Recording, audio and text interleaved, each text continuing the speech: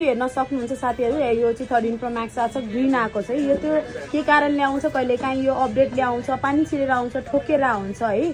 अब यसलाई चाहिँ हामी बनाउनु गइरहेको छ ग्रिन। तपाईँहरू पनि डिस्प्ले चेन्ज नगरिकन यो बनाइदिन्छौँ है। सो तपाईँहरू लिन आउनु सक्नुहुन्छ है यस्तो भन्छ भने। यो चाहिँ फाइनली बनाउँदै हुनुहुन्छ, जुन ग्रिन आएको थियो नि। मनिसरी के गरिरहनु भएको यो ग्रिन आएकोलाई जम्पर हान्दै, ग्रिन आएकोलाई चाहिँ जम्पर गर्दै हुनुहुन्छ। ल यसरी हेर्नुहोस्, यो फोनमा चाहिँ ग्रिन आएको थियो, जम्पर गरेर अनि लेस्ट म तपाईँलाई बनिसकेपछि म भिडियो हाल्छु कस्तो भयो भनेर। ल हेर्नुहोस् फाइनली। सो तपाईँहरू पनि ग्रिन आएको चाहिँ फाइनली भइसक्यो। ग्रिन आएको थियो, अब जम्पर गरेर म हालेर देखाउँछु।